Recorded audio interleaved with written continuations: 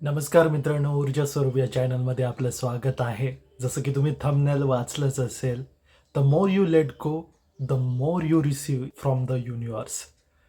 जी हां, आपल्या आयुष्यामध्ये आपल्याला जर आपले डिझायर मॅनिफेस्ट व्हावे असे वाटत असतील, तर त्या डिझायरशी न चिकटता आपल्याला राहता आलं पाहिजे.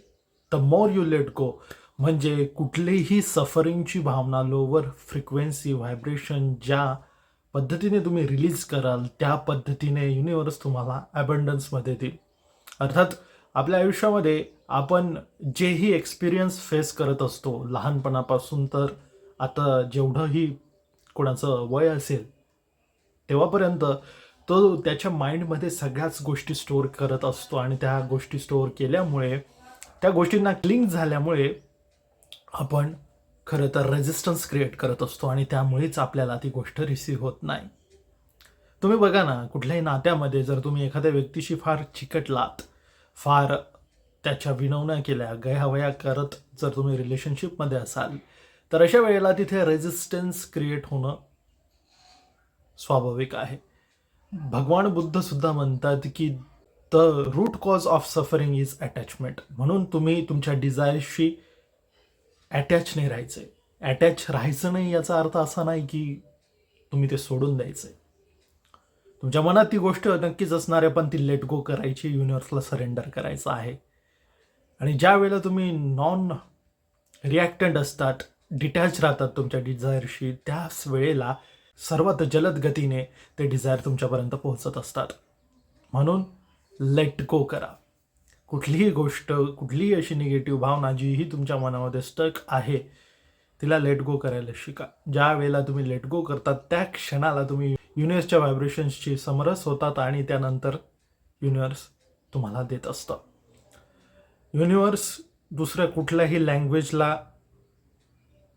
अलाइन नाही होत, ते होतं तुमच्या व्हायब्रेशनला. तुम्ही कुठल्या प्रकारे कुठल्या व्हायब्रेशनमध्ये असतात. त्यामुळे कुठलाही अनुभव झाला, कटुप्रसंग झाला, कुठलीही गोष्ट तुमच्या आयुष्यामध्ये घटित झाली, जर तिला चिकटून बसलेला आहात तुम्ही, तिला स्टोअर करून ठेवलेलं आहे माइंडमध्ये, तिला लेट गो नाही केलेलं आहे, तर हाच तुमचा रेजिस्टन्स बनतो मित्रांनो. आणि त्यानंतरच तुमचे मॅनिफेस्टेशनला तुम्हाला डिले बघायला मिळतो आणि हा डिलेच तुम्हाला अधिकाधिक फ्रस्ट्रेशन देत असतो. म्हणून प्रत्येक जी गोष्ट आहे ती सोडता आली पाहिजे. स्पिरिच्युअलिटीमध्ये सुद्धा म्हणतात की कुठल्याच गोष्टीला अटॅच नाही राहायचंय, तिला सोडता आलं पाहिजे. आणि ज्या वेळेला ही गोष्ट आपण सोडतो त्याच वेळेला, त्या क्षणाला ती गोष्ट रिसीव्ह होते. तुम्ही स्वतःच बघा ना, जोपर्यंत तुम्ही एखाद्या व्यक्तीच्या मागे जातात तोपर्यंत ती व्यक्ती तुमची व्हॅल्यू करत नाही. आणि ज्या वेळेला तुम्ही डिटॅच होतात आणि एफर्ट्स करणं थांबवतात, चेज करणं थांबवतात, त्या क्षणाला तुमच्याकडे त्या गोष्टी येत असतात. म्हणून आयुष्यामध्ये चेझिंगची एनर्जी आणि डिस्परेशनची एनर्जी नाही ठेवली पाहिजे. प्रत्येक गोष्ट लेट गो केली पाहिजे. ह्या कॉन्फिडन्सने लेट गो केली पाहिजे की युनिव्हर्सने याच्यापेक्षाही बेटर माझ्यासाठी आयुष्यात ठेवलेलं आहे आणि त्यामुळेच मी ही गोष्ट लेट गो करू शकतो. आणि प्रत्येक गोष्ट योग्य त्या वेळेला माझ्यापर्यंत येते. हा बिलीफ सिस्टीम जेव्हा येतो ना मित्रांनो, त्यावेळेला तुमचे मॅनिफेस्टेशन येतात. त्यामुळेच चेतन हे नक्कीच सांगेल की लेट गो करा. प्रत्येक ती गोष्ट जी तुम्हाला मेंटली हॅरॅस करते, टेन्शन देते, स्ट्रेस देते, डिफिकल्टी देते, चेझिंगची भावना निर्माण करते, कन्फ्युजन देते, अशी प्रत्येक गोष्ट मात्र तुम्हाला रिलीज करायची आहे, लेट गो करायची आहे.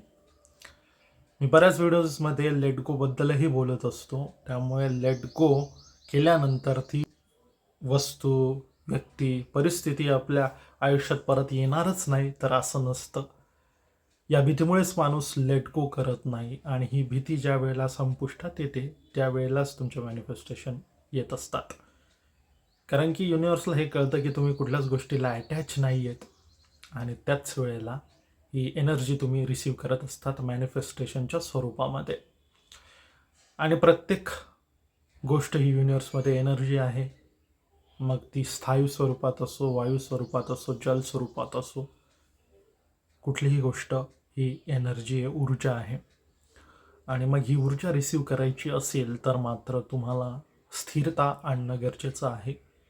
लेट गो करायला पाहिजे. प्रत्येक अनुभव कटू रोजच्या प्रसंगामध्ये आपण अशा गोष्टी मनांमध्ये साचवून ठेवतो. एखाद्याने काही बोललं, बॉस काही बोलला,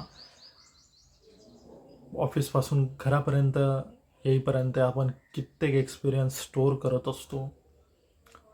त्यानंतर कोणाला भेटतो आपण दिवसामधून, तर तो एक्सपिरियन्स स्टोअर होतो. कोणाचं काही बोललेलं आठवतं, कुठेतरी गप्पा करत असताना कोणाविषयीची चर्चा होते, त्याचाही अनुभव आपल्या मनामध्ये स्टोअर होत असतो. आणि हे सगळं स्टोअर झाल्यामुळे आपण रेजिस्टन्स क्रिएट करत असतो.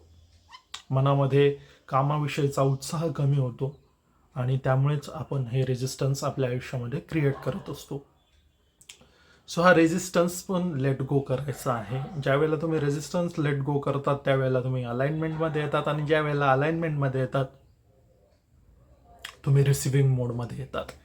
त्यामुळेच लेट गो करा प्रत्येक गोष्ट. आज जितकीही इम्पॉर्टंट तुम्हाला ती गोष्ट वाटत असेल आणि त्या कारणाने तुम्ही त्या गोष्टीला चिकटत आहात, ती गोष्ट मात्र आपल्याला लेट गो करायची आहे. लेट गो करा प्रत्येक ती गोष्ट, प्रत्येक तो प्रसंग, प्रत्येक ती व्यक्ती जी तुम्हाला मानसिकरित्या त्रास देते, निगेटिव्हिटी देते. कारण की हा रेजिस्टन्स तुम्ही क्रिएट कराल तर अजूनच तुमच्या मॅनिफेस्टेशनला डिले होणार आहे. म्हणून मॅनिफेस्टेशनवर जर तुमचं प्रेम असेल तर स्वतःवर प्रेम करा, रिसिव्हिंग मोडमध्ये या, अलाइनमेंटमध्ये या आणि लेट गो करायला शिका. तुम्ही बघितलेलं असेल एका काळी फार महत्त्वाची ती गोष्ट, इम्पॉर्टंट असलेली गोष्ट आज फारशी तितकी तुमच्यासाठी इम्पॉर्टंट नाही आहे. तर हे का होतं?